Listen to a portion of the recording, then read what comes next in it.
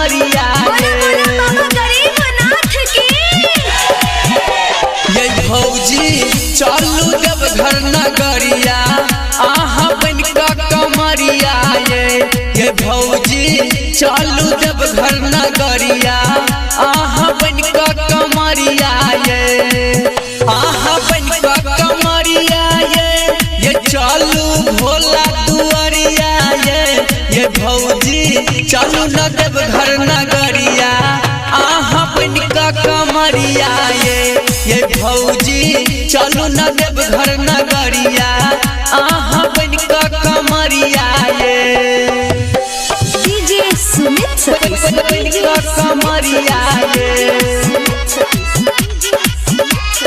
बन का कमरिया। अभी आप सुन रहे हैं खुटौना से मैथिली म्यूजिक की शानदार प्रस्तुति। ये भौजी छूट जैतई गाड़ी जल्दी करू न तैयारी ये भौजी करू न तैयारी ये भौजी छूट जैतई गाड़ी जल्दी करू न तैयारी ये भौजी करू न तैयारी तो पैसा मांगलिया रुपैया चलू देव घर नगरिया ये भौजी चलू देव घर नगरिया आहा बन का कमरिया डीजे सुमित बन का कमरिया बन का कमरिया। अखन अहाँ सब सुन रहल छी स्टार सिंगर आर के राजा के मधुर आवाज में। तजल भोला पर चढ़े नीमन फलबा मांगले भैया भौजी फलबा मांगले तजल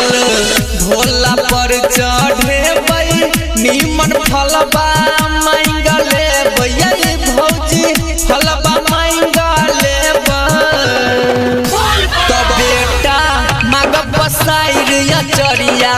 चलू देव घर नगरिया ये भौजी चलू देव घर नगरिया आहा बन का कमरिया डीजे सुमित बन का कमरिया बन का कमरिया। अभी आप सुन रहे हैं खुटौना से मैथिली म्यूजिक की शानदार प्रस्तुति। तमाथ में बांध के पगड़िया सुनील दरदी बनल कमरिया ये भौजी परबिन बनल कमरिया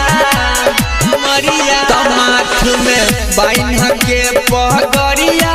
सुनील दरदी बनल कमरिया ये भौजी परबिन बनल कमरिया तार के राजा गाबै छै भजनिया चलू देव घर नगरिया ये भौजी चलू देव घर नगरिया आहा बन